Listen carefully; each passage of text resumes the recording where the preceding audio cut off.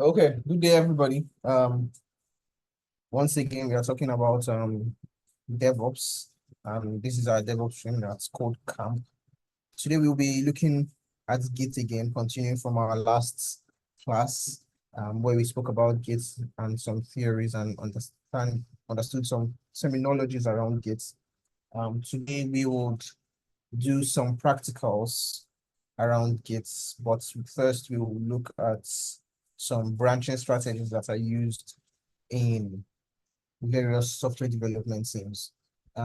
We spoke about branching last time, and we understood it to mean making a separate copy of our code repository to either perform some changes, make a fix, or make an update to a file within that branch. And branches are usually merged back into the main branch if it's a short-lived branch, or it is used as a separate environment for development if it's more of a long-lived branch. Okay, so quickly, branching strategy is a system by which a development team or a software engineering team writes code, merges that code and develops code within a code repository or within a code base. It consists of the various rules, various policies, the various strategies by which the developers interact with the same code and make updates and changes to various files within their code base, so as not to create conflicts, create merge conflicts as they work together, because we are looking at a team with multiple developers working on the same set of files, working on the same code, and we want to prevent conflicts as much as possible. So we create different strategies that all developers within the team can understand and know that they're going to work by in order to work with that source code, manage this code in their source code management system. So quickly, for those of us that don't know, when we talk about merging, that is speaking of, that refers to combining a branch, because if you make a branch, you separate that branch to make some changes and some updates to it. To combine it back with the main branch, which is usually going to be the branch that is going to be that the code within which the branch is going to be built and deployed, or the branch that everybody is working with, everybody is seeing and recognizes as the main master branch. When you break out from that branch to make your updates, combining your changes back into the main branch, that process is called merging, right? And when two developers are working on the same file, for instance, and developer A has made a change to the branch, developer B has made his own change to the branch, both of them want to merge these changes into the main branch. And what they are merging is different from what is on that main branch. You see that there will be a conflict. And to avoid that conflict, there needs to be an understanding of how branching is done within the development team. So various teams have various strategies they use while working with branches. Okay. So some of the common ones are the Git flow branching strategy, the GitHub flow branching strategy, the GitLab flow branching strategy, and the trunk-based development, which is my personal favorite. And I'll tell you the reason for that as we go on. So the Git flow branching strategy is like the most common branching strategy that is used in development teams, especially large development teams with huge code base and a relatively bigger product. So this allows for parallel development, which allows multiple developers to be working on different features of the same product in separate branches at the same time, right? So in this strategy, you have your main branch, and you have for a change, for an update, for a new feature. Say you want to add a new feature to your code, you have a developer branch out and be working on that feature, while another developer can branch out still from the main branch and working on a separate feature.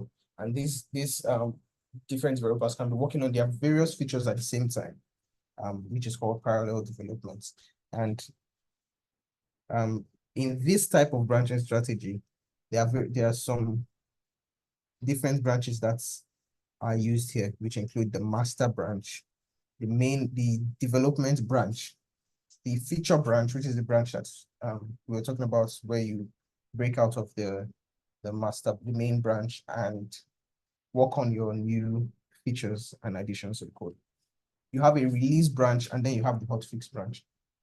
So the master branch is the main branch for deployments, the main branch that has the deployment ready code, the production ready code, that's going to be live and is going to be what is going to be running for your users to interact with. The development branch, right, is the branch that's where ongoing development is happening. So it's a common best practice that nobody should be touching or making changes to the master branch, right? If you want to make an update, you have to branch out of that and make your updates and merge your branch back in for that update to be done. In this branching strategy, the main branch, the master branch, is not touched at all, except for an update from the dev branch. Okay, so you can't merge from any other branch into the master branch. The only branch that you should merge from is from the dev branch, where ongoing development happens. So the dev branch should be a similar replica of the master branch, right? So when you want to create a new feature, you checking out is the breaking away, the branching out. So you can call it branching out, creating a new branch, checking out.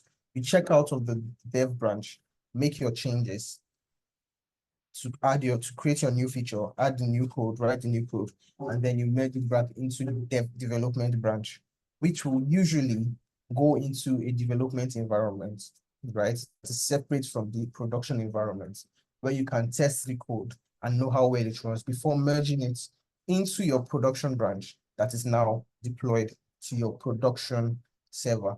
If anybody doesn't know what I'm talking about when I'm saying production and development, please drop that in the comment section, drop that in the chat section so that I can come to that. It's a very interesting concept that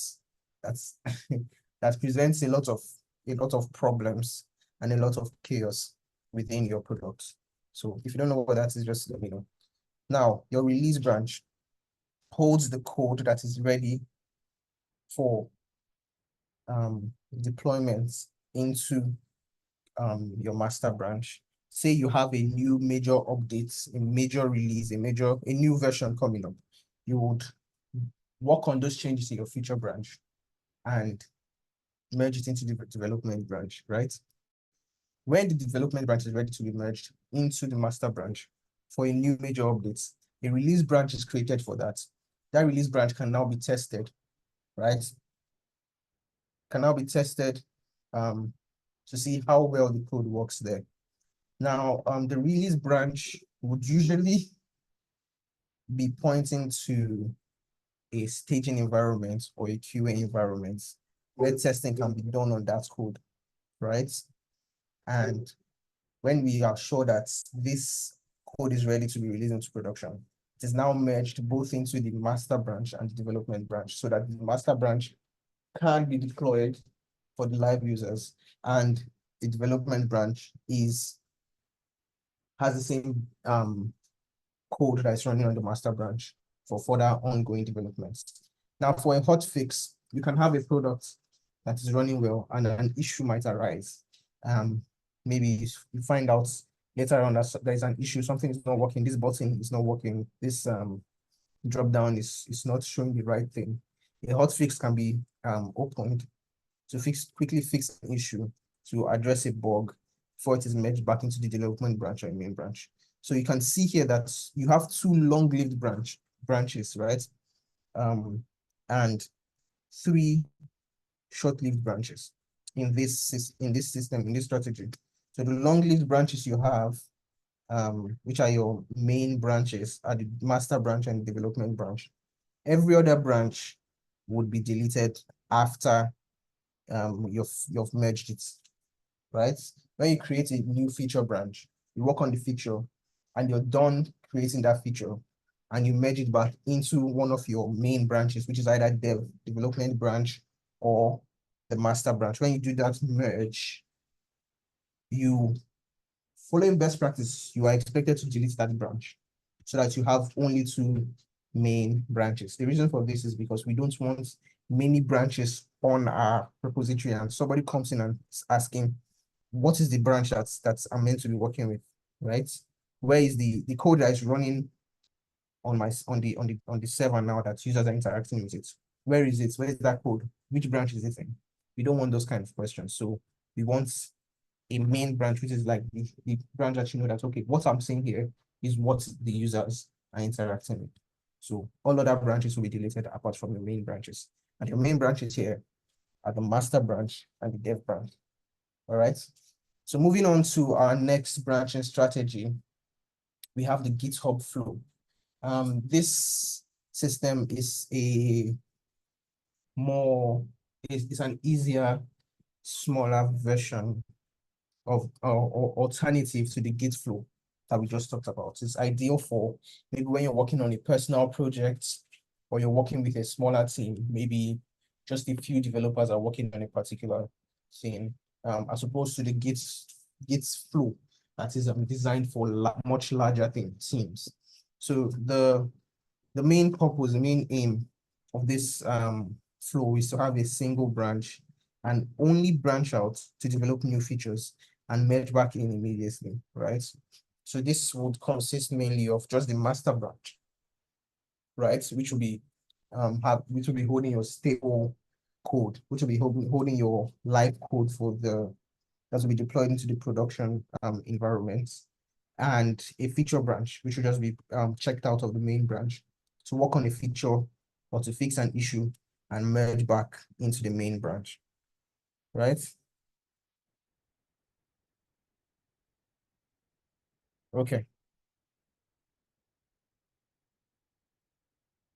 So now your GitLab flow.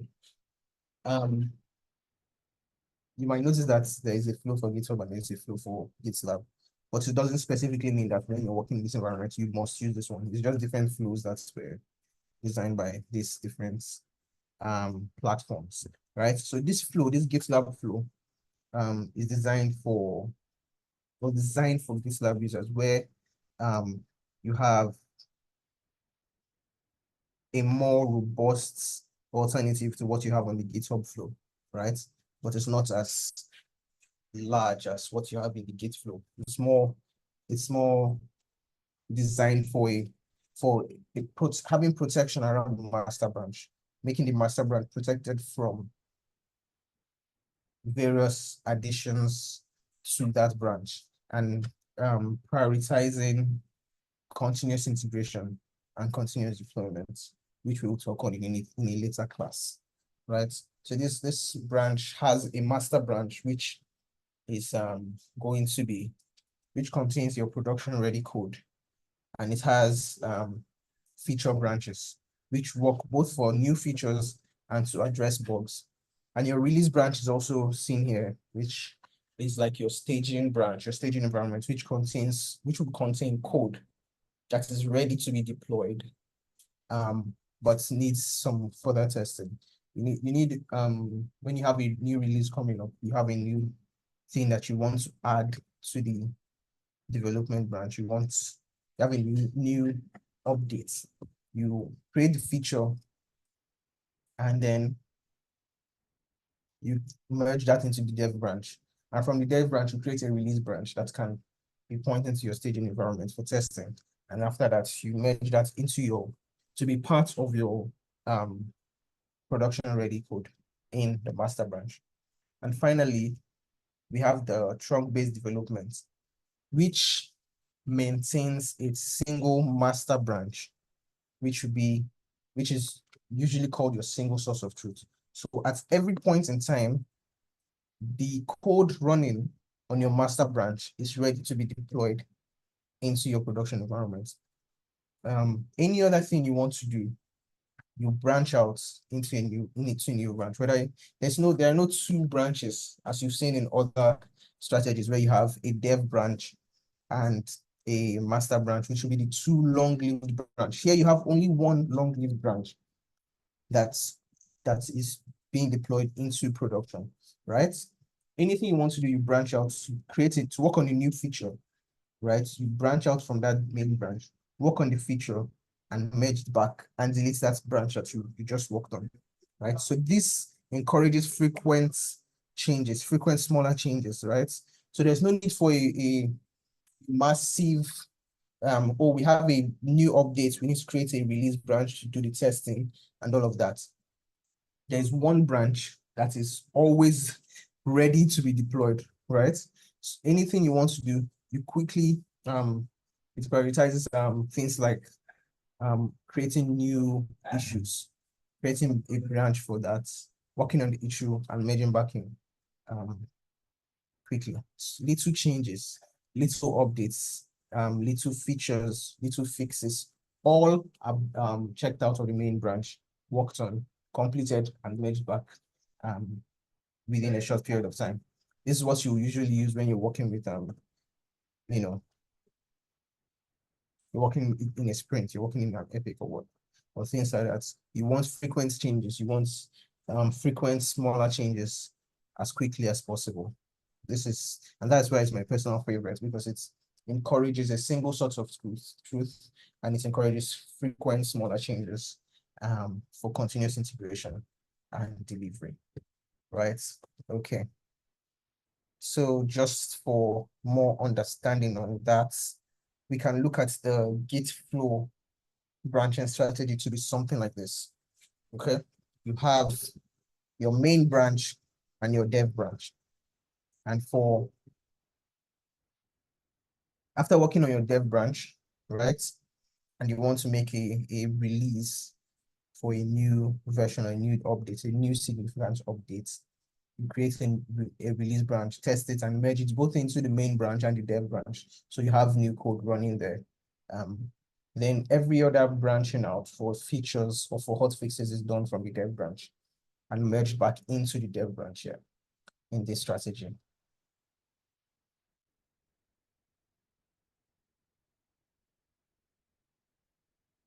GitHub flow is a little smaller than that for smaller teams, and it works with a feature branch and a main branch for different features.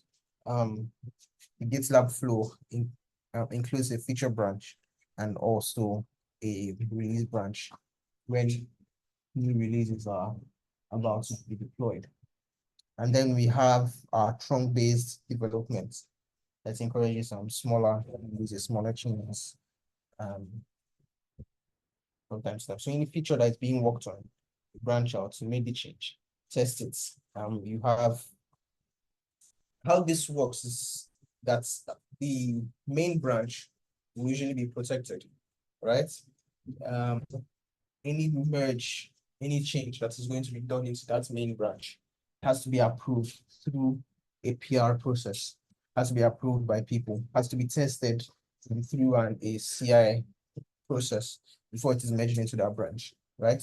So you need to protect that branch. If not, anybody can, it can sound dangerous, but how to make it to be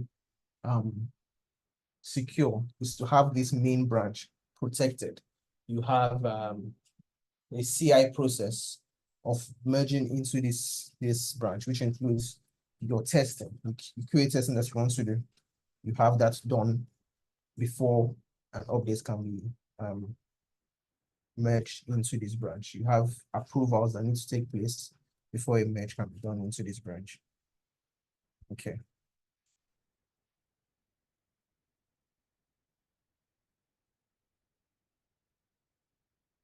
So that is the quick lesson that we'll have before we go into practicals. If there are any questions. We have one from Michael Wogo. Please go ahead. Sorry, I actually want to see the GitLab flow. I didn't really see it very well.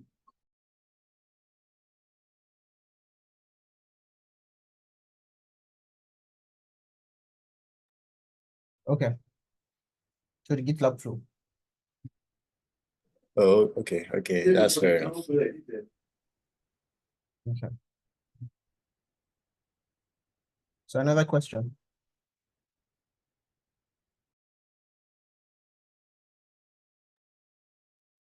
Hello.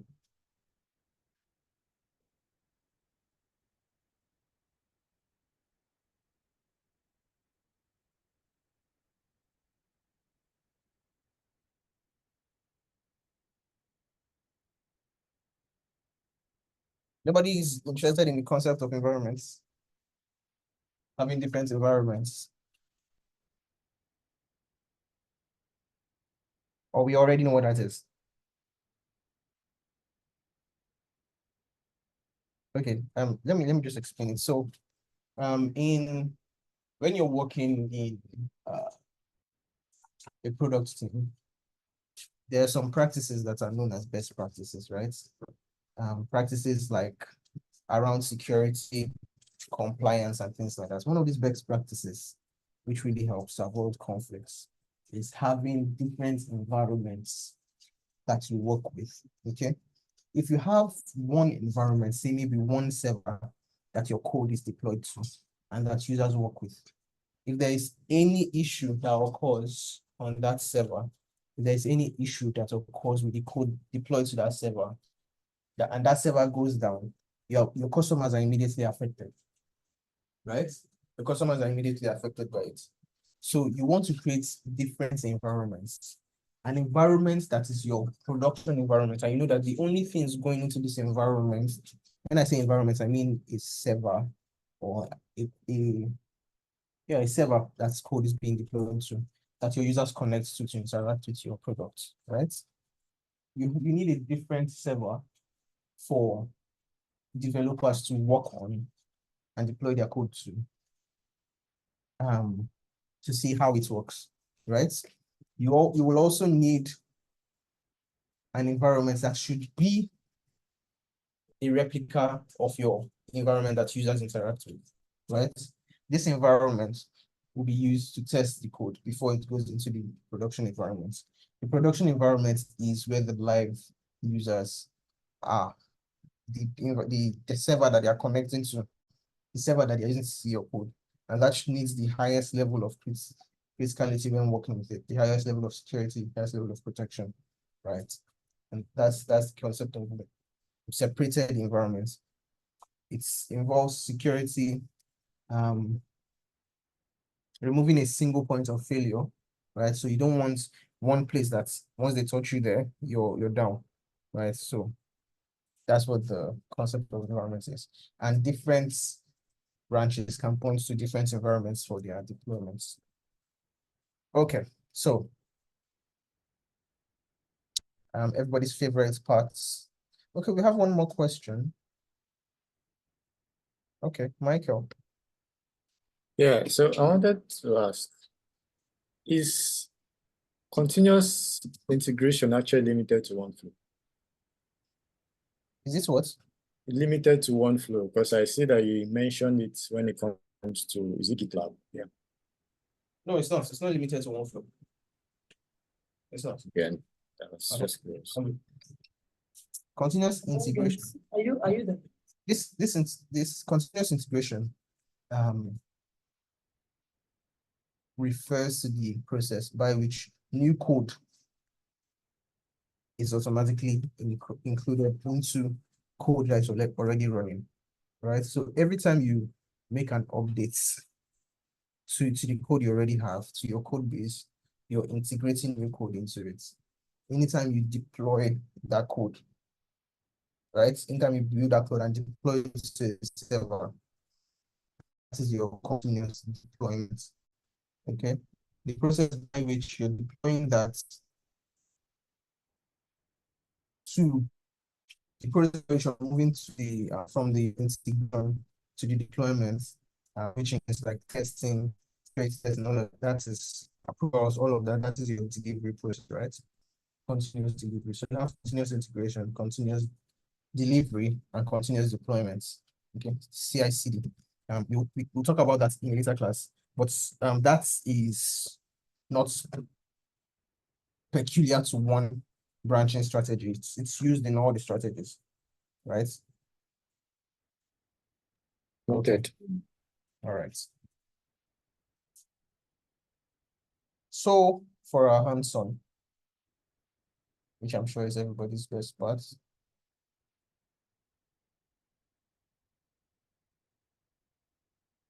So these are some of the exercises that we're going to do today.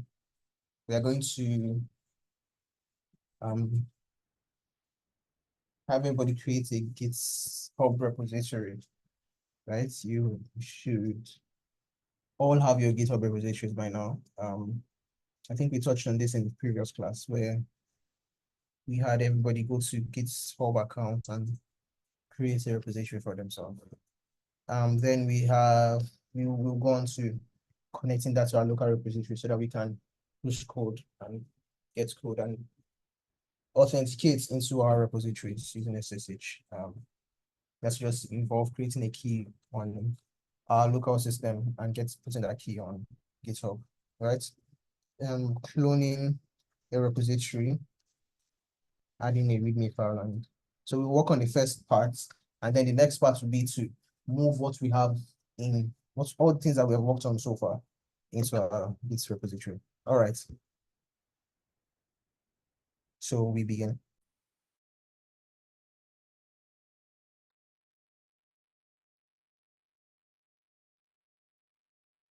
Okay, so coming to your repository, when you come into your GitHub account, all right, come to your repository and you have create here. Okay. So when you click on that new to create new repository, you will come here where you can now give a repository name.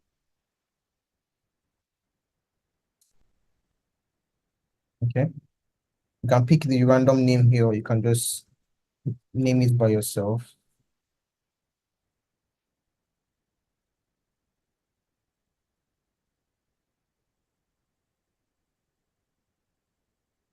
Okay. Give it a description, leave it empty, leave it public. Let's leave it empty for now. You can decide to add a README file, but let's leave it empty. You can also add a git ignore file, which is a file that specifies some files and folders within the Git repository you're working with that you do not want to push to Git, right? So git ignore file is just a file that you create, and it tells Git any file you see, any folder you see on this file, please ignore it. When I say push, don't push that file. I'm not talking about that one. So when this is done, you create the repository. Okay. And it creates this for you. Okay. So the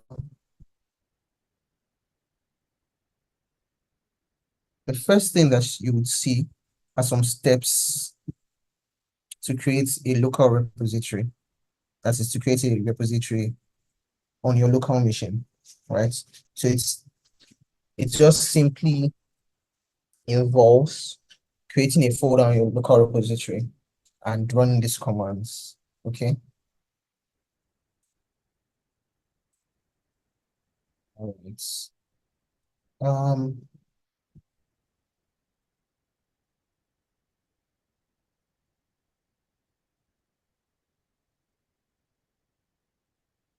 for something significant that needs to be done is setting up this SSH. Okay. Should we begin with that?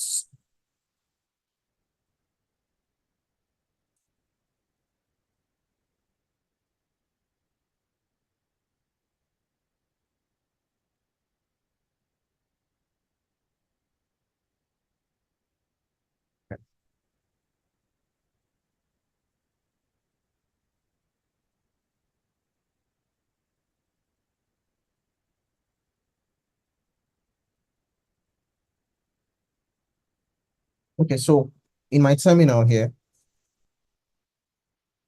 I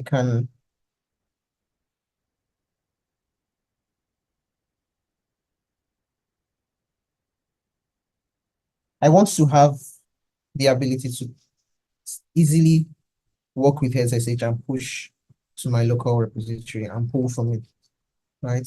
So to do that, I will need to create a key, right? A public and private key on my repository. The private key will be on my local machine. So, and the public key will be in GitHub, which will be the local machine that needs to authenticate. I need to authenticate with, right? So, I hope you can still see my screen.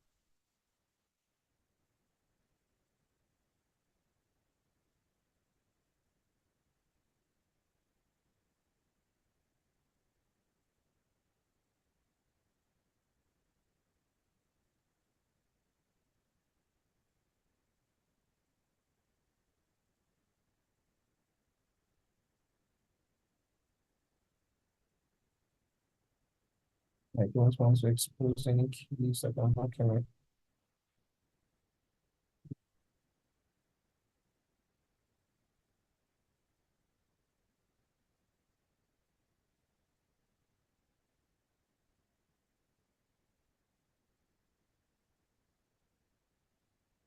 Okay.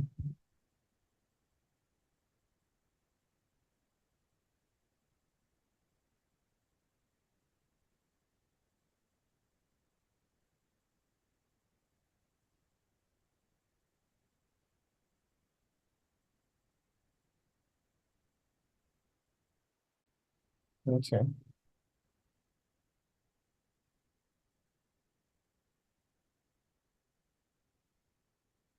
So how to do that is to go into your account settings.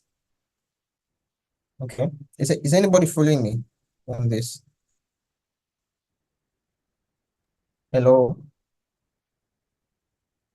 Okay, Chika is following me. I am following.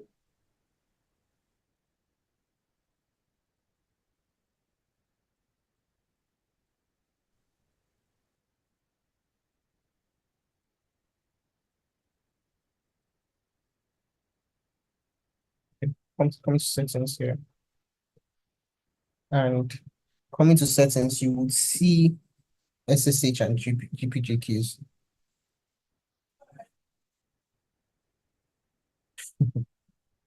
Okay.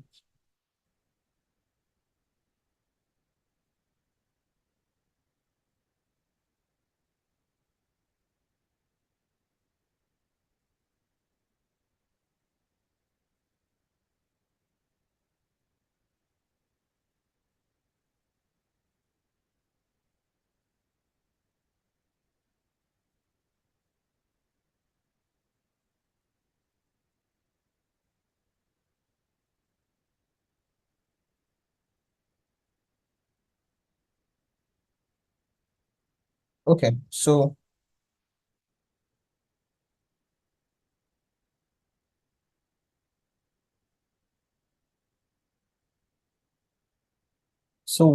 for everybody that has gone there, right?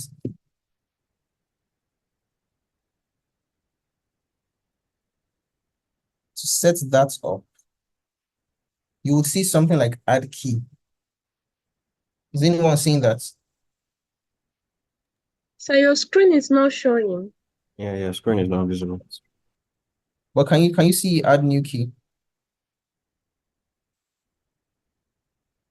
I'm trying to Like see. new SSH key. Hey, can you see my screen? Yes. Yes. Okay. So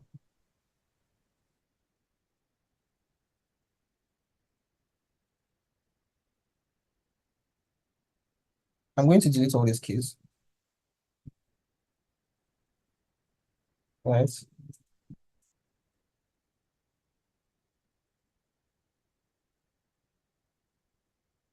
that we can work on it together. Me opening it is already compromised anyway. So when we come from our terminal here, and we're doing SSH keygen,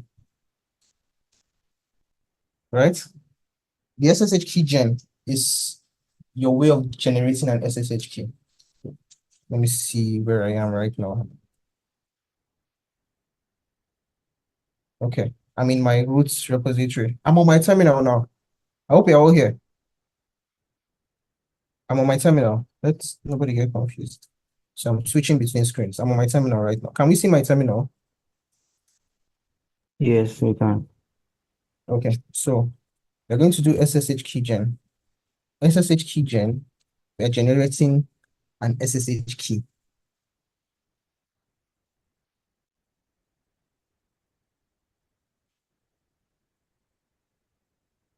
Okay. So when you write SSH keygen and press enter, it now asks it's telling you that it's going to generate a public and private ED2519, which is the algorithm it's using for the encryption. It's going to create a key pair, and this is the name it's going to give it, right? I don't want that name, but you can leave that name. But I'm going to make it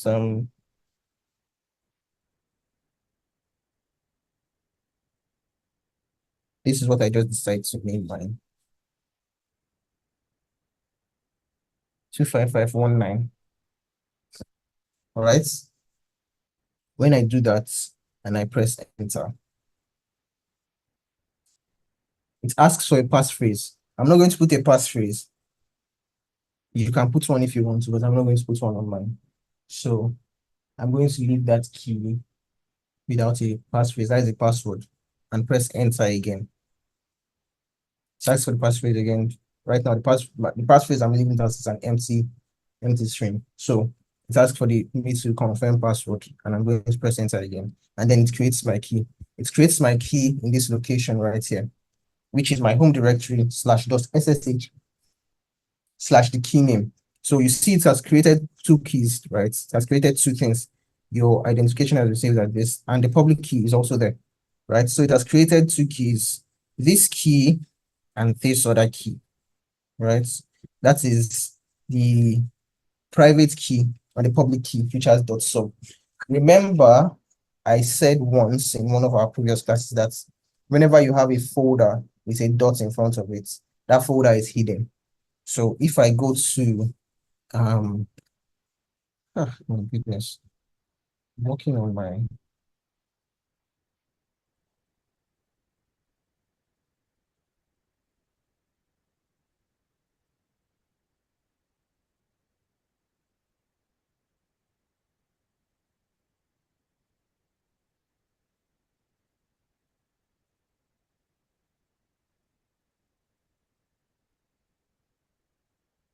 right,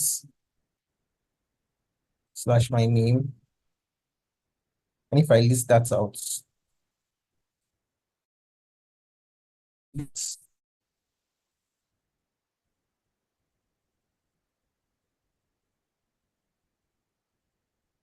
don't see that key, you don't see that SSH folder. If I do that again and do LR or -A, you will see the SSH folder right here, right? Okay.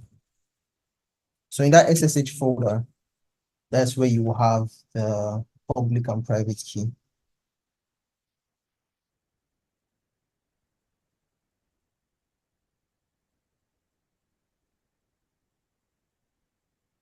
Right, in that folder.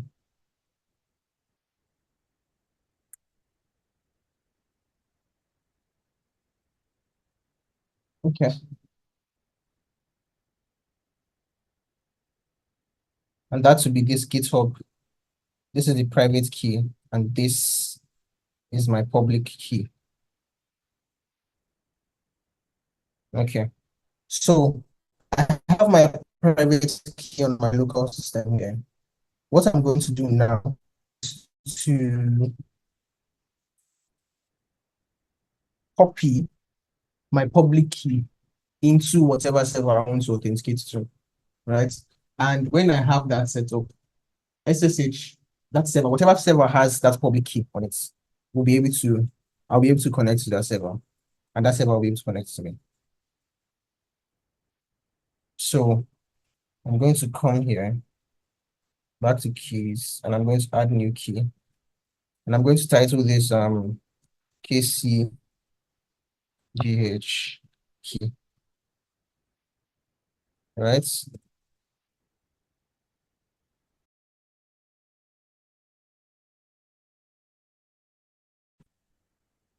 Okay. Just sorry about that. So I'm going to cut out what I have here.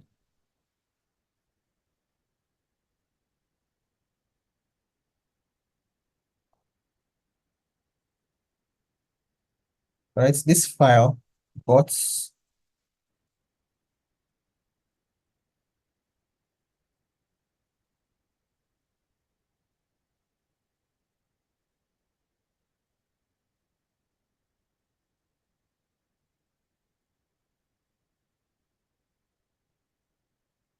making sure is the .pop that I list out.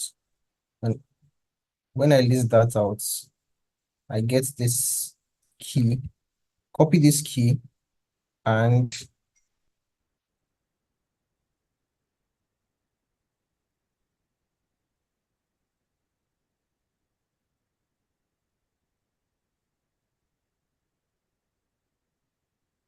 I'll paste that on my Gits.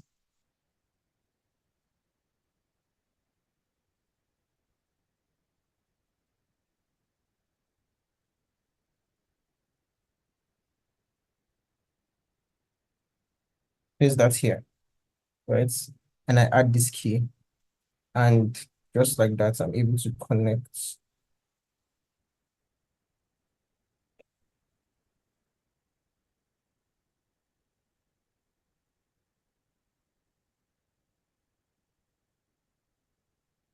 I just need to get this.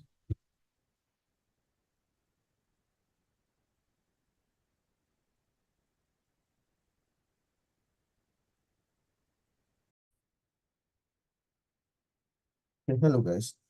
So for the issue that we had with connecting to GitHub using SSH, we are going to be doing some debugging on that.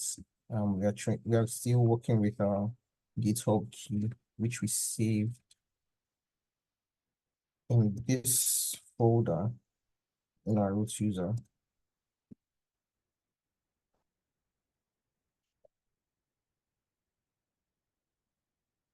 So we're working with this private key and this public key.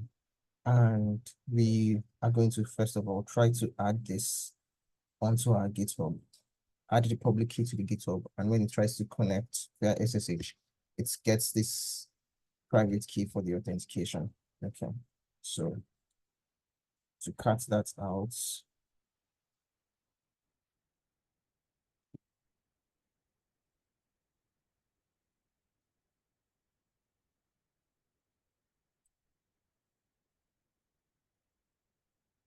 okay, so we have this key, and we're going to paste it on GitHub. Come to settings.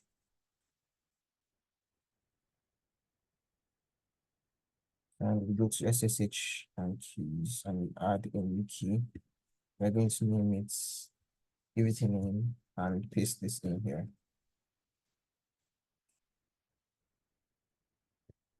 Since you're adding in a key, you have to put in your password.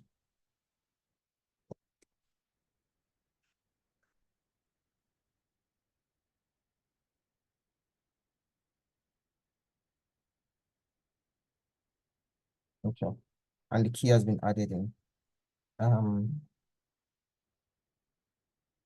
However, when we try to do the authentication, that is maybe to clone a repo, for instance. Let's see if we can go to repositories.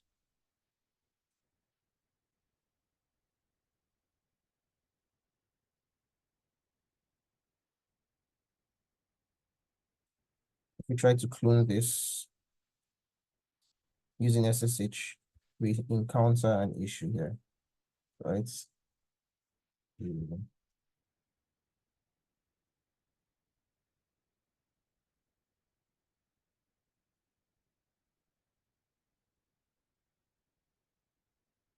There's an issue, which is saying that our permission key is denied.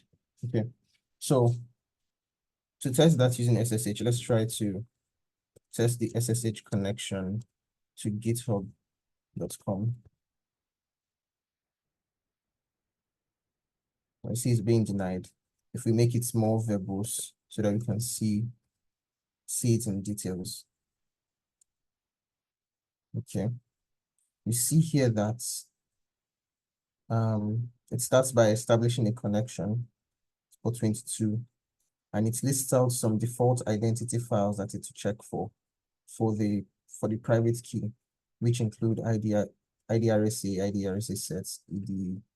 So these are default identity files that it should be checking based on the configuration of SSH. So our private key is not part of this file because remember our private key has this name, which is not part of these ones, IDRSA, these are default ones. So we have to tell GitHub we have to tell SSH to check for this private key name when it wants to authenticate using GitHub. This is our public key already, so it has to check for this private key name. How we are going to do that is to edit a file called sshconfig. It will be in our SSH directory. If it's not there, we can create it. SSH, we can create it by doing search ssh/config, but I've created mine, so you'll see it right here. So I'm going to open that up to edit it.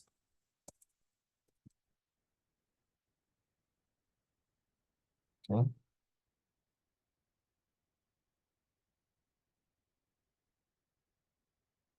Okay. So I'm going to edit it. I'm going to add a host name as github.com. And entity file.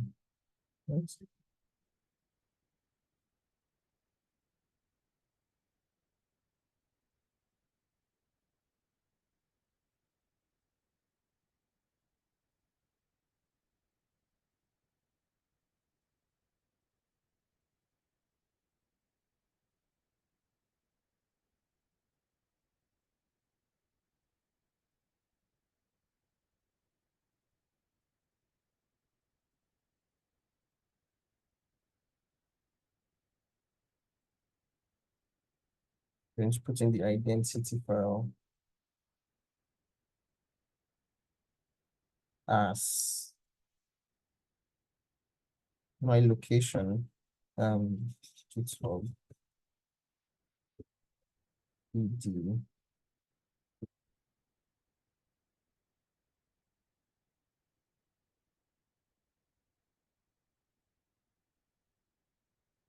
Okay, I think that's the name.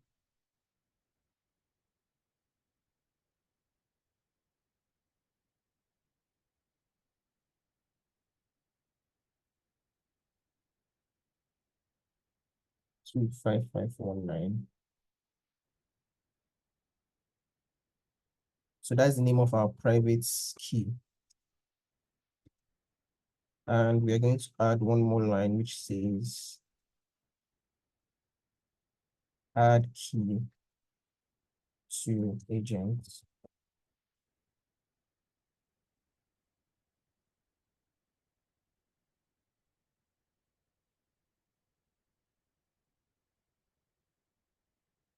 And we will specify that to be as add keys to agents.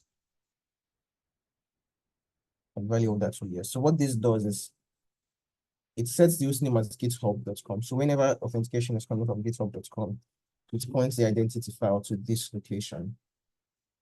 And it adds that key to our SSH agents. and we will save this file.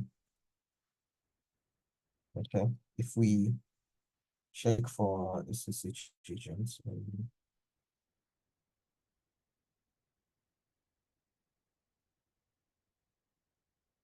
okay.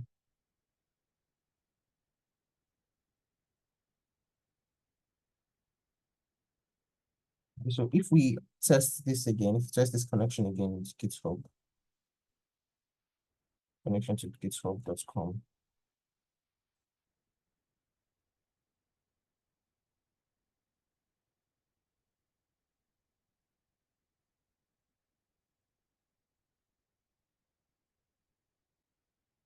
We are having the same issue. Let's try testing that again. Permission denied.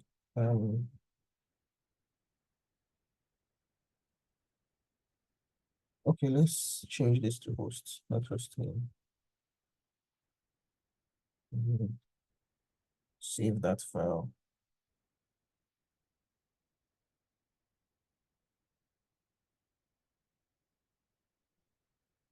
Same issue, not to worry. Okay, so to test for the connection, we do ssh-t gits at github.com to test the connection. And we see that this has successfully connected with our GitHub, with GitHub. Okay, so we can now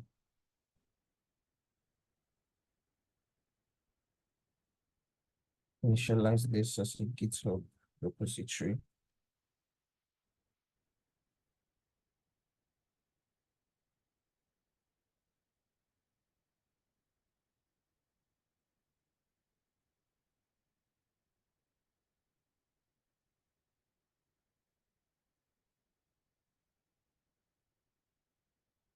Okay, so we did this test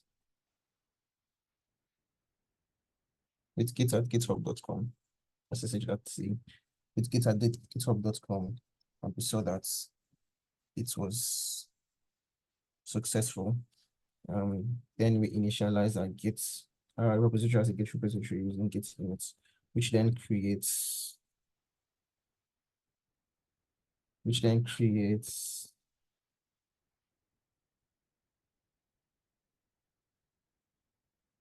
this file .git, this folder .git, which contains some configurations to initialize to make this a Git folder. Okay.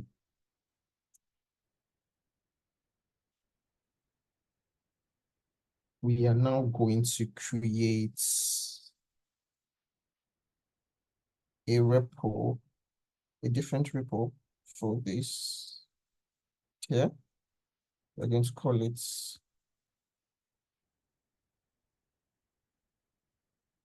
KodeCamp.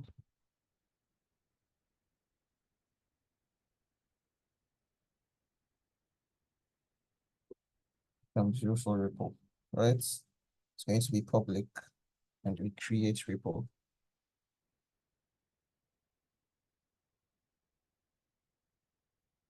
Then we add this repository. If we come in here and do git remote -v, you see that there's no remote repository here.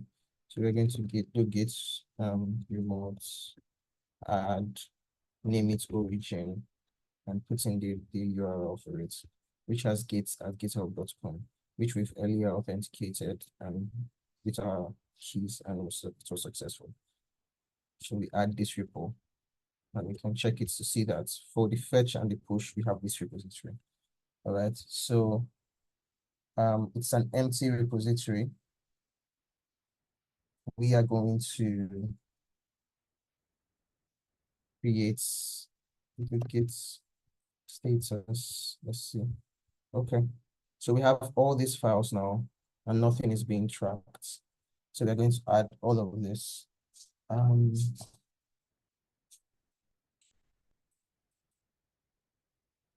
Let's create a new branch with this.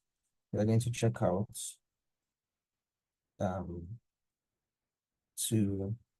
a dev branch, or we can name it yeah, dev branch. Let's name it dev branch. Right, so we're in the dev branch now. If we do git status again, we see that we still have the same files there. So we can do git add dots to add everything in this file, because we're in the root file here for lists. See, it's the same, all these files. So we're going to do git add dots to add all of these files, right?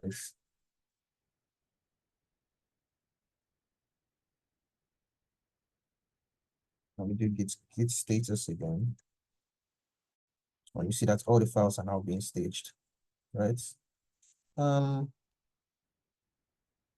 Okay, we have some m files here. We don't want that. Let's git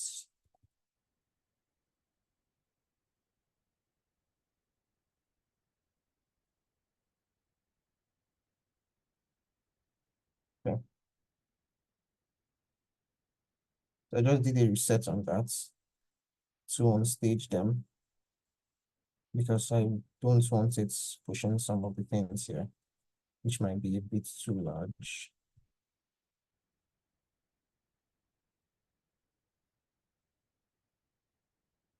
So I'm going to create a I'm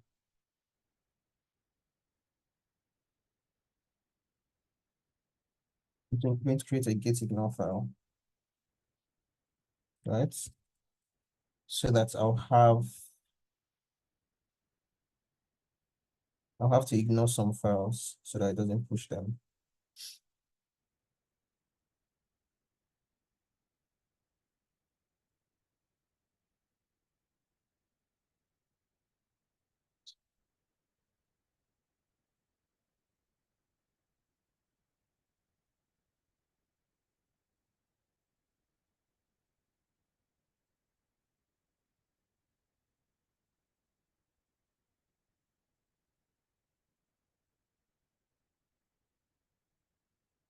Okay. So if I come back, I'll go to Google and I'll search for Python git ignore, so that I can get a, okay. So I have this git ignore file for Python projects. I can search for venv, okay. And you see that I have venv here. So it ignores the venv file path. So I can either copy these parts or I can copy the whole thing. Do I want the whole thing? Let me see. It's in here. I build up.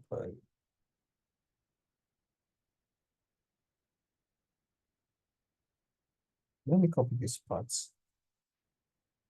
And I'll copy that to my own git ignore.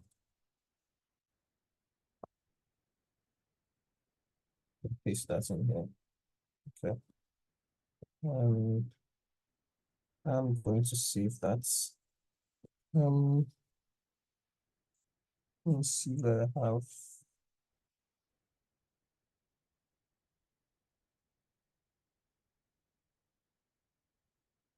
Should be in this Python for DevOps.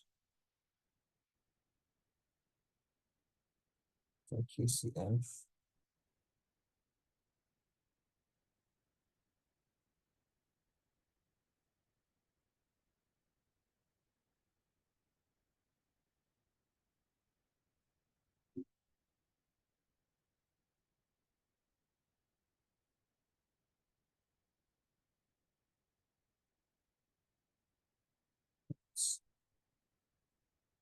So I'm going to add this path, KC4VNF. I'm going to add that to my git ignore so that GitHub doesn't try to push that. Okay. And I save that again. Okay. Okay, so I'll do my git add all again. and do git status. And I see now that it's only adding these files and it's not adding all the downloadable files that I had previously in my virtual environment. Okay, so this looks good. I'm going to commit it, adding message, upload KodeCamp files. Right. And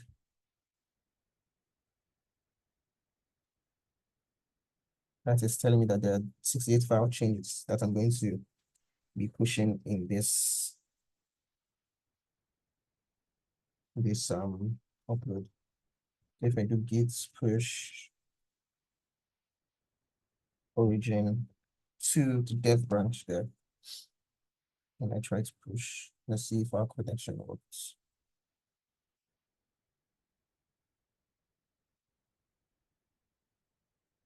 So we see that this has pushed what we had in our commit to our dev branch. If we go to this repository and we reload this, we see that in our dev branch, all these things are in here now. Okay, right. And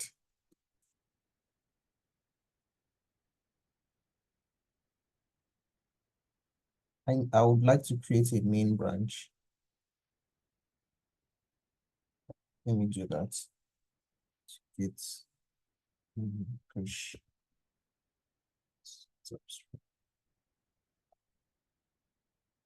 Okay, sorry.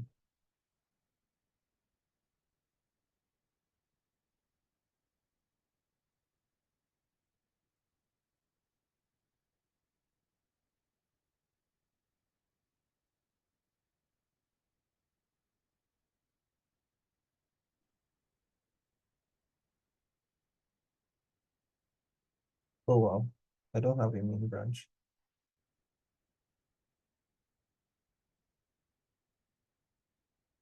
Let me create a main branch.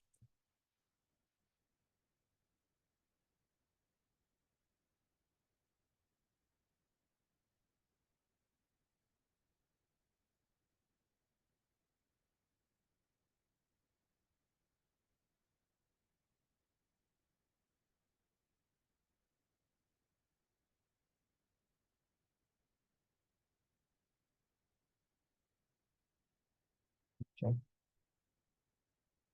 So do I now have a main branch?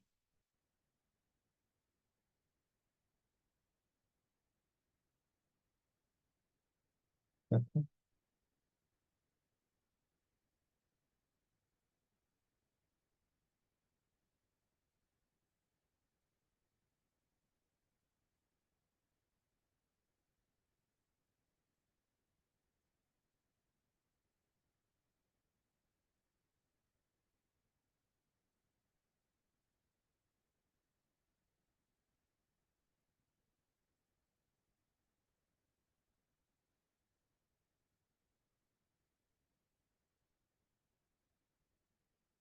Okay.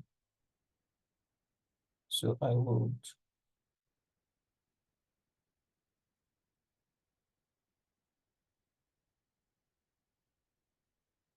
I'm on my main branch and I want to merge my dev branch into this main branch. Right? That's correct. Already up to date. Okay. Okay, so they are on the same. Let me see if I'll go to my dev branch and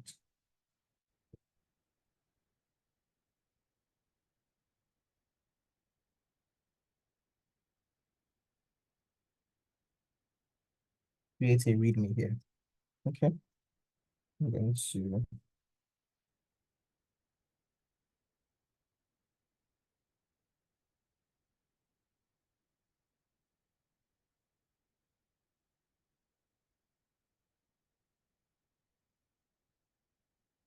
yeah. Now echo that into a README file. And here's my README file. If I check the status of this, see that I have my README file here. I'm going to stage it. Okay. And then it's now staged. So create a commit for that. Put a message.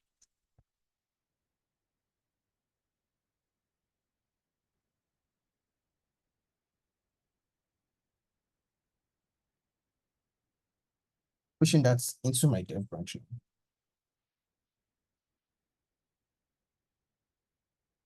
Okay. So that has pushed to GitHub repo.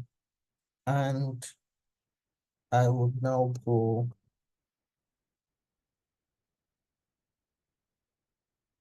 into my main branch and I'm going to do git merge. Sorry. Dev. So I'm going to merge my dev branch into this main branch. Okay. And that has done the merge. Let me see if that's applied up here. So there's a README file here on the dev branch. On the main branch, we have a README file as well. No. So let me push that.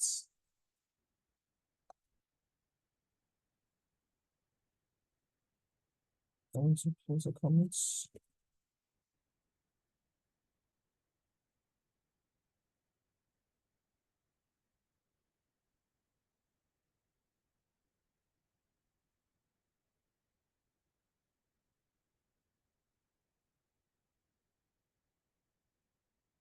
Okay.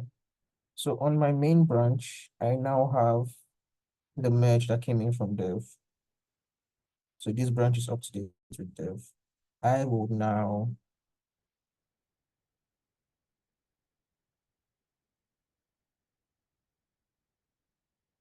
delete the dev branch so that I'll have only one long-lived branch. Okay.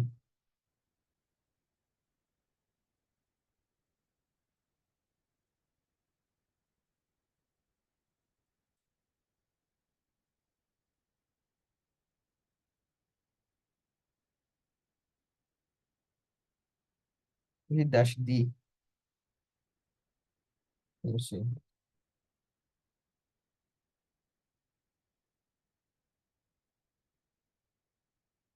Yep, that was it.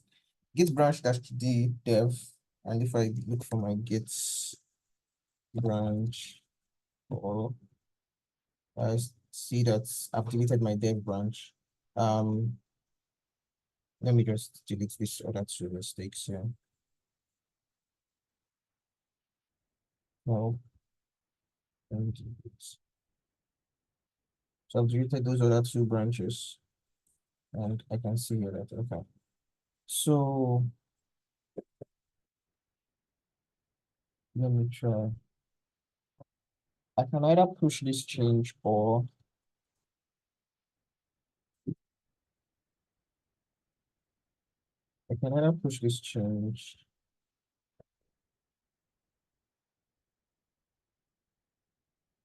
or I just delete the remote branch from here.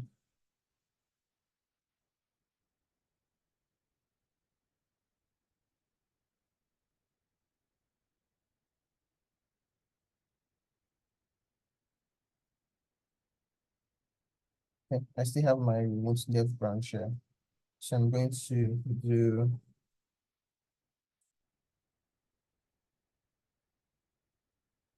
okay.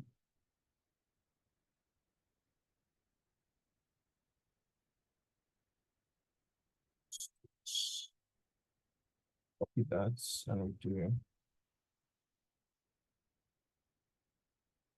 okay.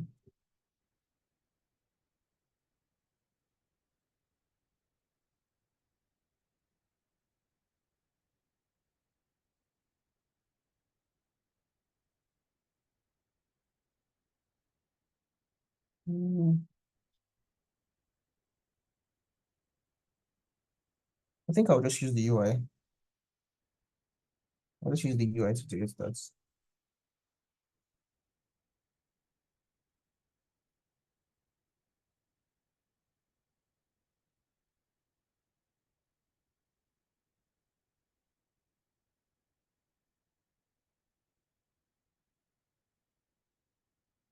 That's fine. I'll just delete this from the UI.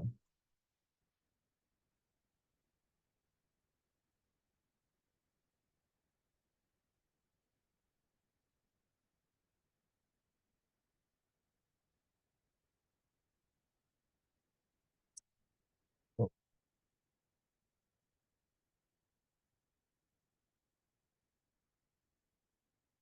settings.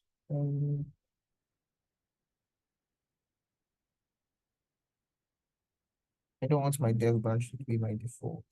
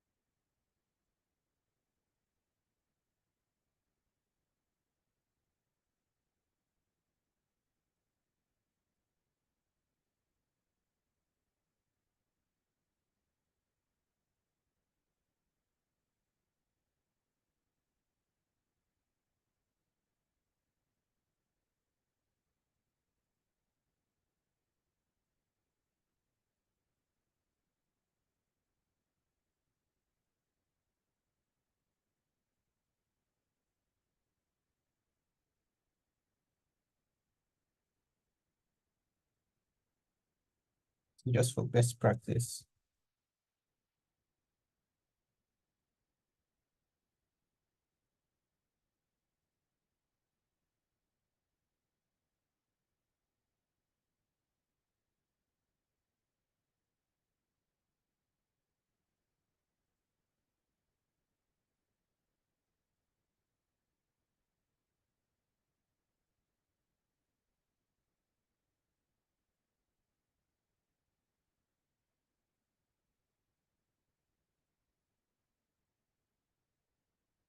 Okay, just to have my default branch be main.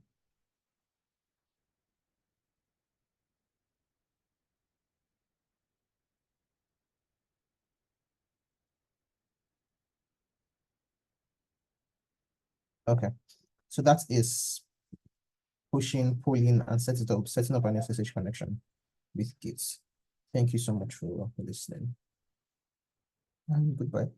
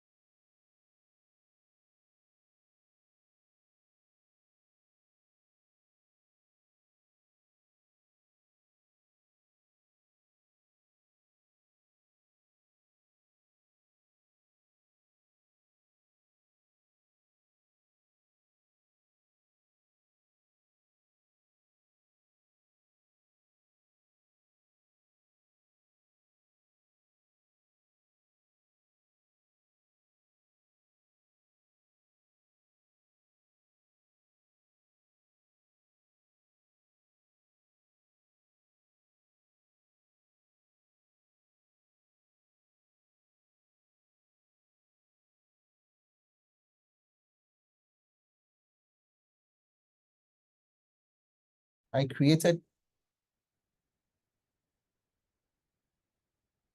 Okay, remember I created some keys and that's Chika, are you with me? Yes, I'm with you. Remember I did the SSH key gen and it specified the folder that I'm creating it in, and I created Yes. that's okay. So it's to cut out that's public key, the one that has .pub, right? Cat, which will print it to the screen, in the folder, which is my home directory. .ssh slash the name of the key, which is GitHub. What I named it, right? .pub, .pub, and I print that out. When I print it out, I'll copy it. When I print it out, I'll copy it and paste it here. Add new key. Give the key a name and paste it in here. When I paste it there, I've added the key to this my GitHub, right? Okay. So that being said, I'm going to delete the key now.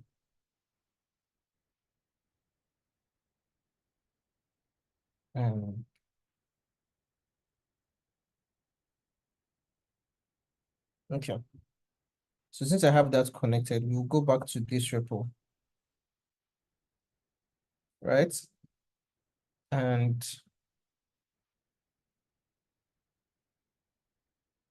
we're going to create a file. So I create any random file, say,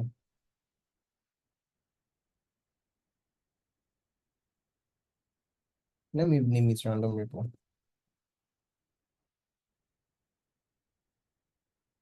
Random repo 0. Who is this person?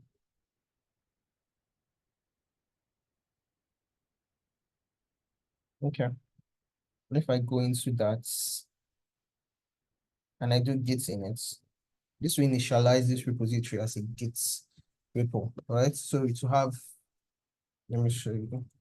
So right now there's nothing in the repository, even if I do ls to list every single thing. See, there's nothing in the repository, right? If I do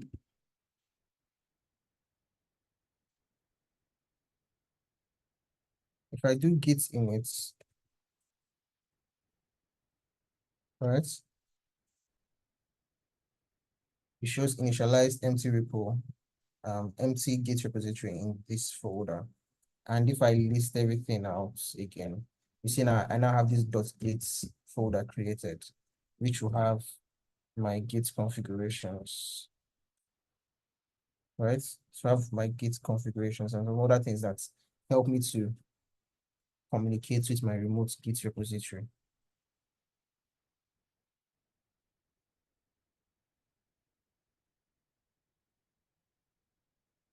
Sorry about that.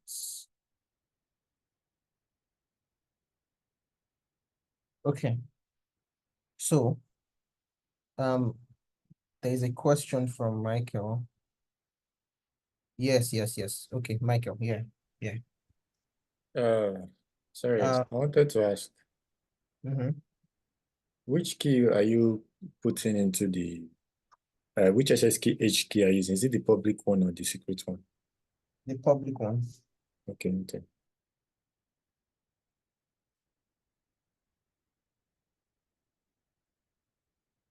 I will have gone ahead to explain the concept of encryption with public with asymmetric and symmetric encryption, but that's beyond the scope of this class, right? So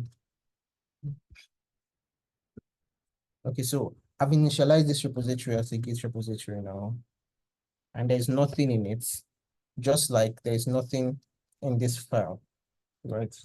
Okay, so to connect this folder, which is my local repository, with this remote folder, this remote repository, I need to add this repository as the remote repository to this local folder. So if I do git remote v, right? Git remote v, that's is to view the remote.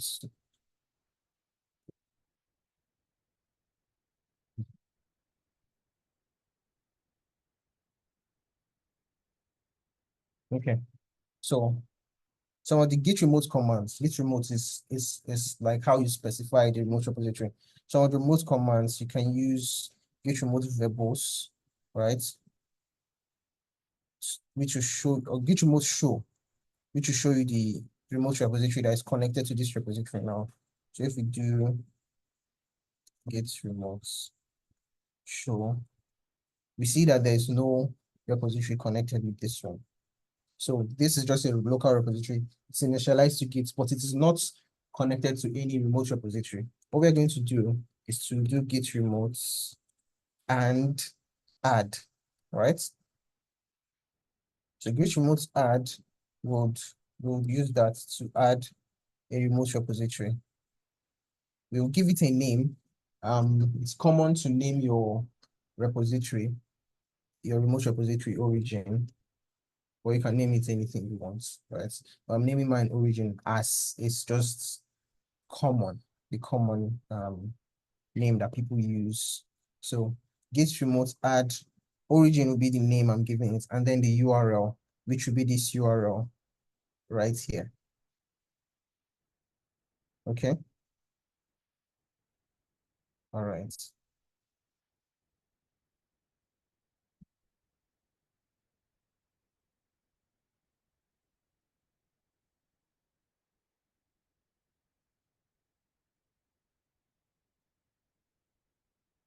So just like that, I've added a remote repository, which is this repository I have here. Okay. And if I do git remote show again, it now shows that I have origin. If I do git remote v, it shows the origin, the fetch and the pull repos. So when I do git push, it pushes to this repository. If I do fetch or pull or anything, it fetches from this same repository. So that's my origin. The next thing that I'm going to do now, let me leave this guy open.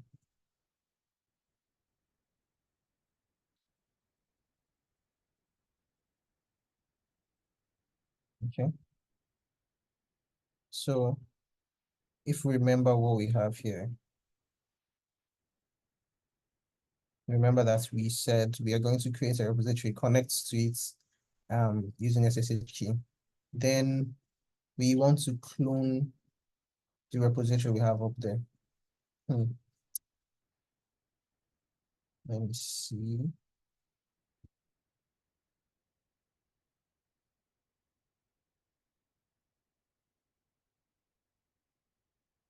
Rather than cloning, let's us, okay, let's clone it.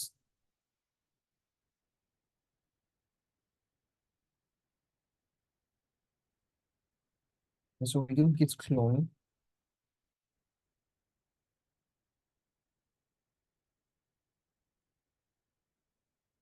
Clone, and we add this repository.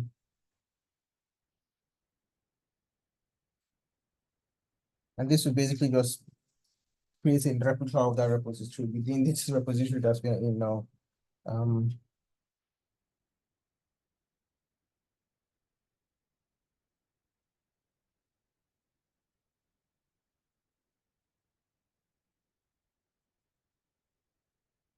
So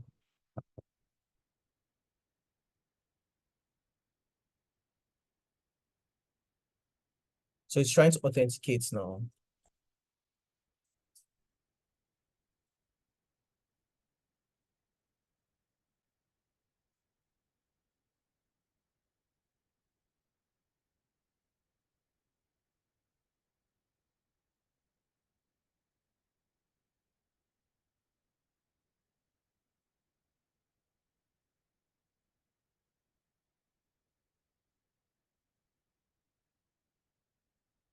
Okay.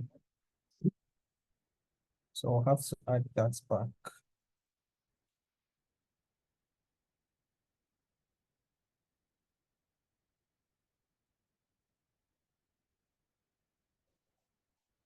This shouldn't be happening if you added your key. So I'm going to add in my key back for the sake of this class. I remember I deleted that. So if I'm adding that key back,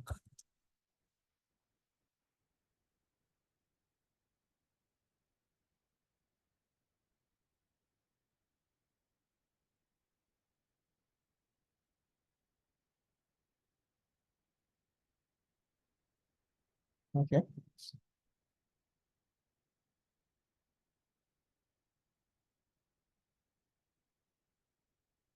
Okay.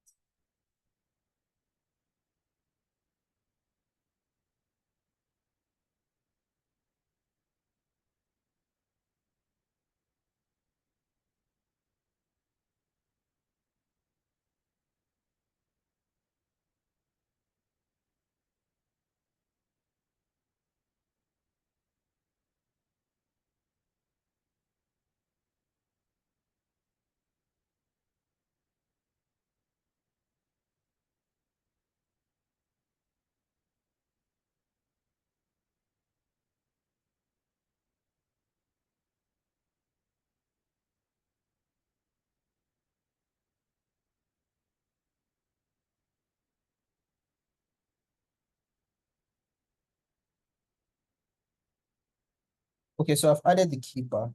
I've added the key right back, and I'm going to try to clone again.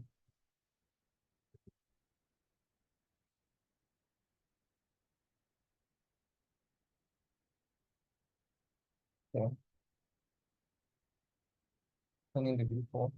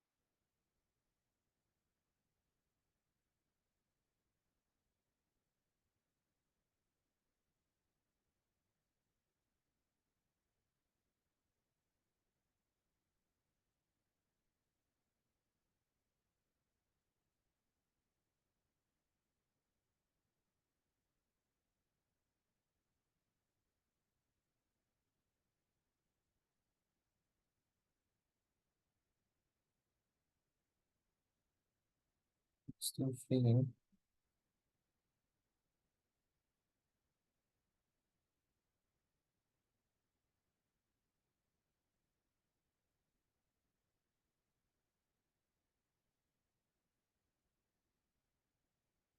How is it feeling?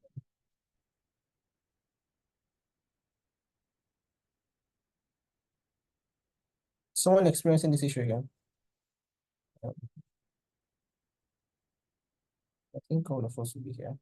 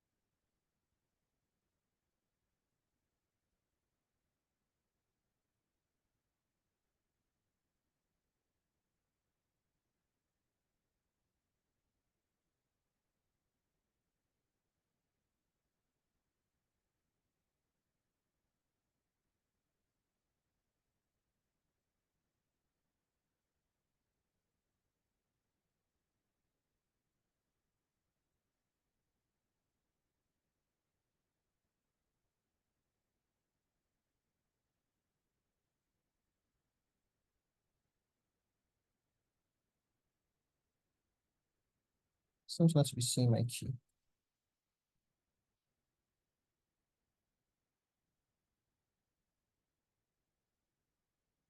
Let me try cloning with the HTTP.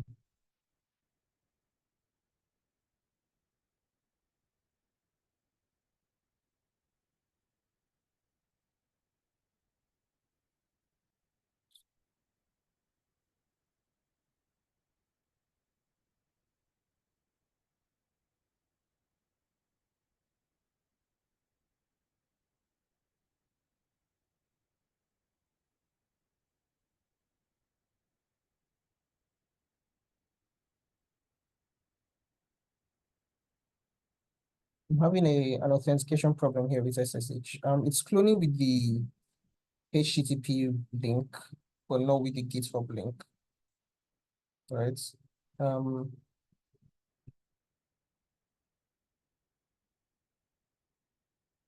SSH.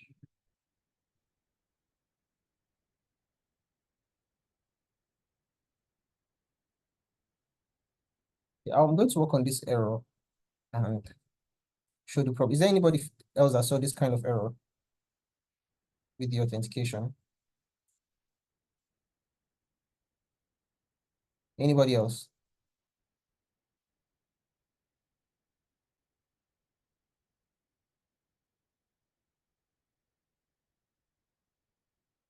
So it's just me. Okay, somebody else had this error.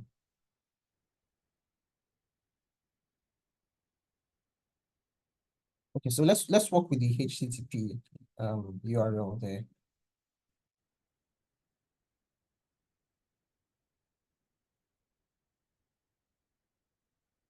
And we will use that as our remote as well. Okay. We're going to come back to the SSH later. How you can do that change is simply by doing so we're on SSH before, right? So it's working with the Git link directly. Git, that is Git as the github.com/ the name of the repository. If you change this to HTTP, it gives you a HTTP link, right? And with that, you can do the cloning, but using the HTTP link instead of the Git link. Okay. The Git link works with SSH instead of HTTPS. Okay, so if we set that up this way, um,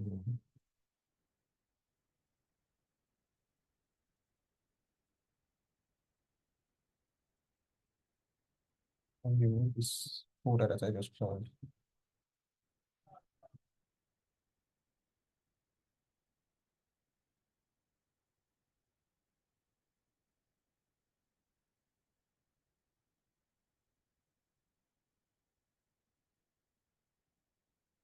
Okay. And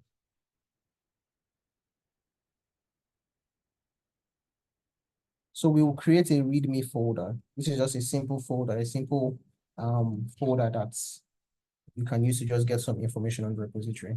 So if we echo welcome to my first report there, and we send that into a README file. Okay.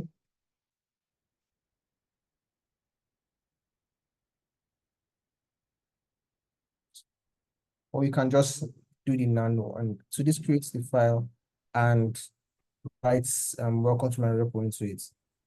Right. So now if we list this, we have this file in here. We are going to set our remote repository again, because right now our remote repository is still pointing to the GitHub link. Okay. So if we set that,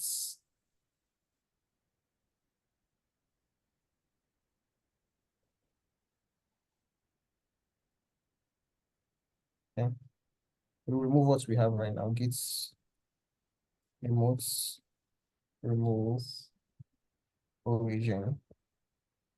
Okay. And then we add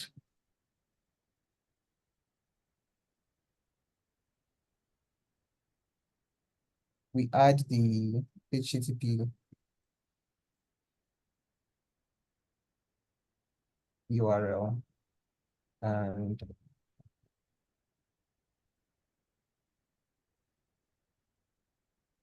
we have the HTTP URL here. And we list out what you have in our remote repository. Okay. So before we go on, we have a question from Etim. Go ahead, Etim. Just to bring to your notice, everything you've done, your terminal wasn't visible. We could only hear you. You were man. Well, I've been looking at your GitHub page.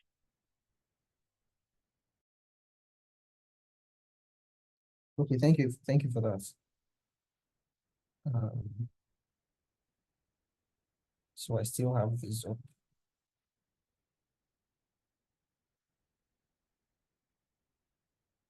So some of the things I've done, I have changed the remote repository here.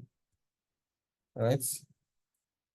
If we did git remote -v before, we'll see that it was the origin was the GitHub link, the GitHub URL, right? I removed that and I added a new origin, this remote add. Etim, Just a suggestion, please. Could you always help zoom the terminal? Because the font size is a bit tiny. Thank you. how is it now? Okay.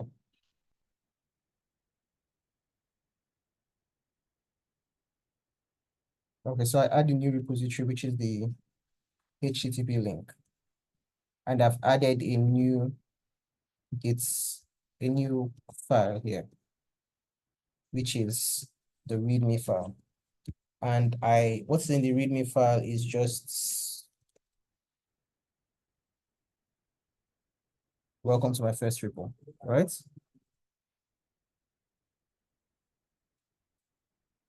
I wrote that by myself, so you can just do nano README and write a random thing, anything inside the README. So you have a README here, but you don't have a README on your remotes. So what you're going to do is this. You have some changes here that you've put in here. So before you push into your remote repository, it's important to create a commit first. Now, this commit would have all the changes that you've done between your last push and the push that you want to do. So you create that commit.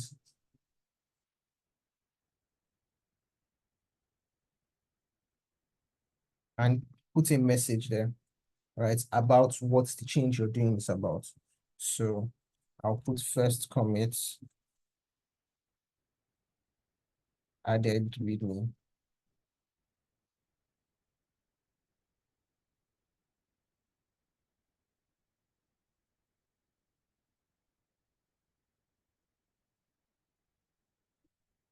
This is my first commit. What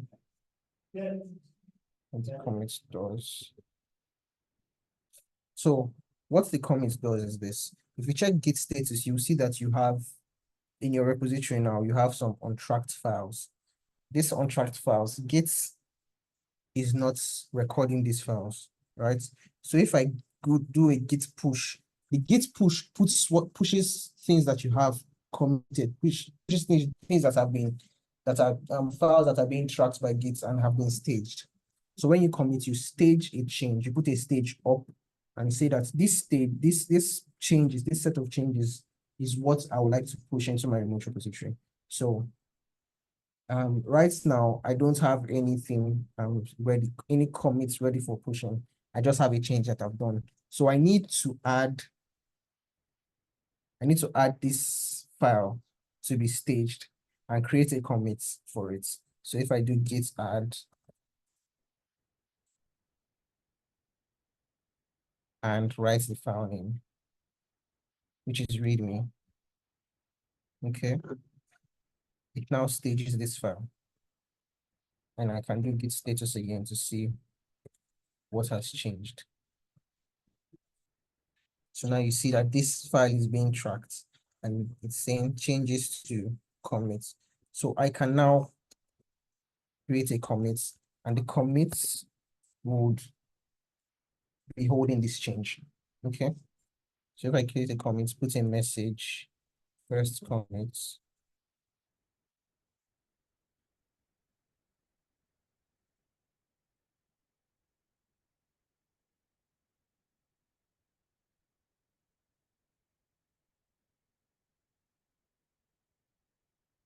So it has created that commit with one file changed. All right. I do git status. See that there's no comments to be pushed on this branch. Git log to show me my commits. And I can see here from git log that I have one commit here. that is waiting to be pushed. This is the SHA key for this commit. Okay. When you do git log, it opens that display. You do Q, just press Q to quit to come out of that display for those following along. After this, I can now push my change. I do git push. Then I'll have to tell it the remote location to push it to. I remember in what I named my remotes. I named it origin. Okay. Origin for push. So I do git push origin. I need to do some troubleshooting. Git push origin and the branch that I want to push, which is my main branch. I've been working on my main branch since. You see it here. So git push origin. I'm pushing to main. I'm putting it to the main branch of my origin. Yeah, so git push origin main. And it tries to push that commit.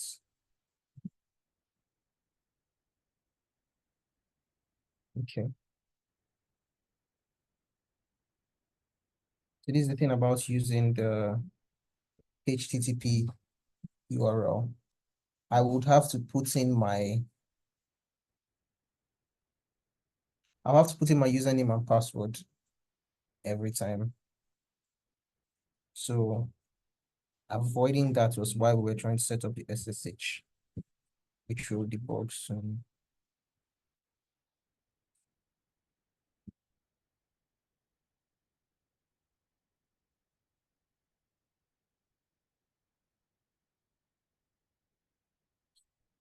So my password is failing as well.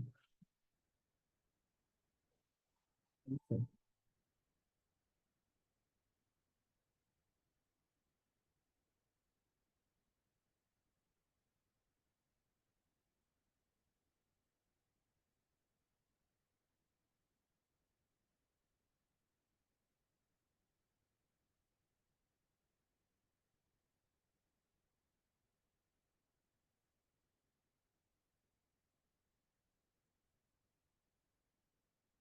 Okay, is everybody here? Is everybody here?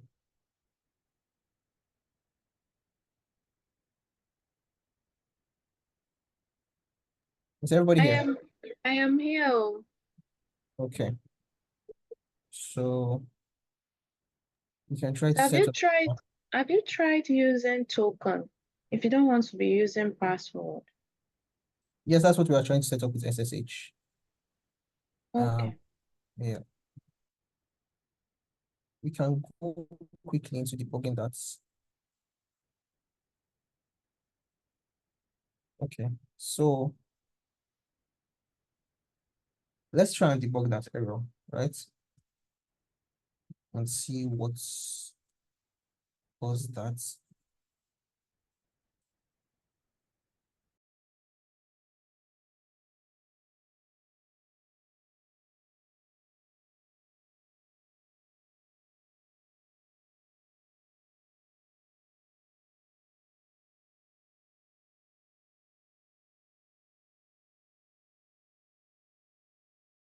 Somebody sign this up. Go ahead. Good evening. I just wanted to like I used the SSH key instead, and the error you got is because the repository you created on GitHub doesn't have the @ symbol that you added in this one. It doesn't have what? The @ symbol, like @ you added it to this one. Yeah, that one. I don't know if you've cleared it. Yeah, random -repo or be 0, whatever you added at the end is not on your GitHub.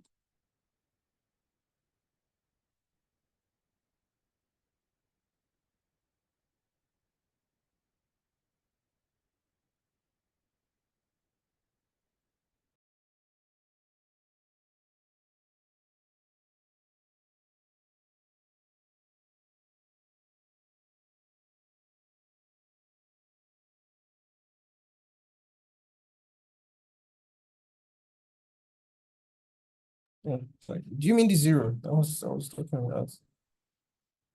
Yeah, Hello. the zero, whatever you added at the end, is not on your GitHub profile. Like you didn't add it when you were creating the repository. There. Okay. So it couldn't clone. The random repos is here. Is that what you're talking? Is Yeah, this the repo on your GitHub account, when you were creating it, you didn't add the zero. okay? Yeah. Let me share my GitHub account. Okay. Can you see it? Yeah. So I think it's here. No, I didn't see it the first time. Okay, yeah, somewhere. Yeah. Is it? I think the error is let me try something. It should be my SSH configurations.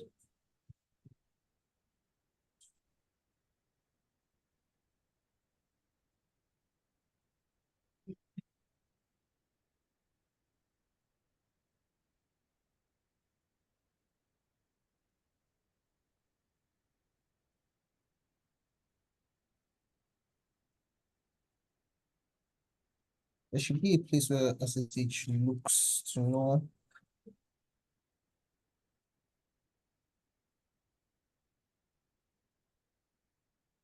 Let me see.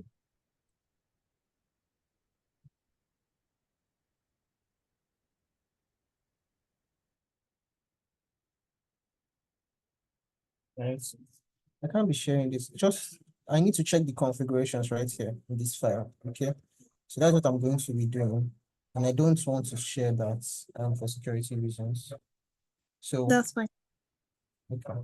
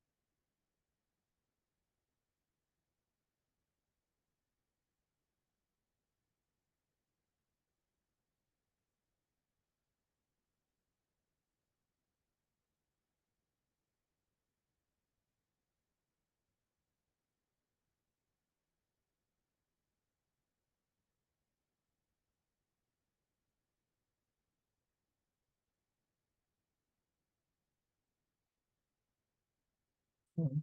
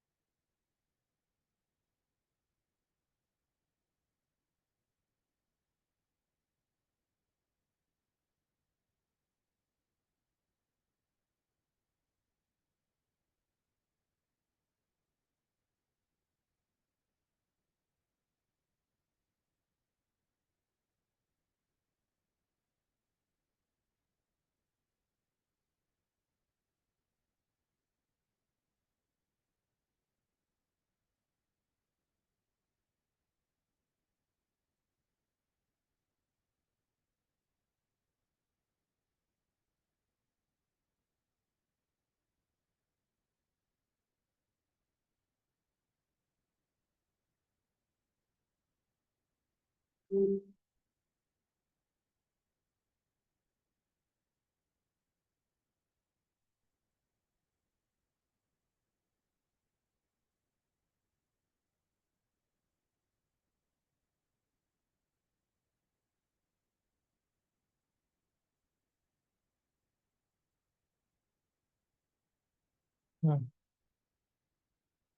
Okay.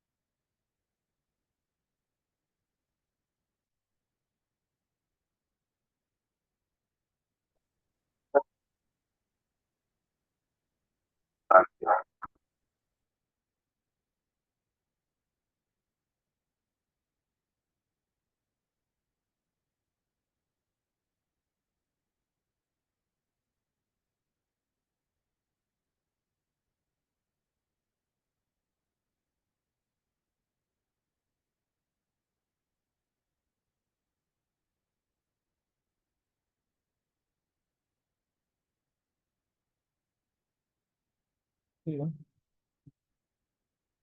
Hello. So I've worked on some.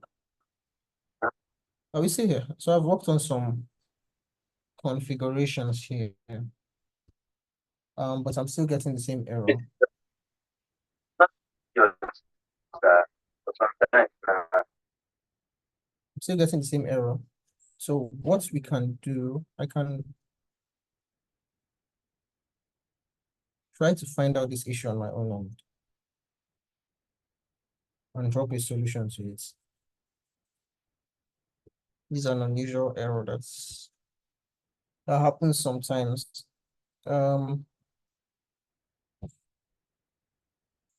so I'll stop the recording now.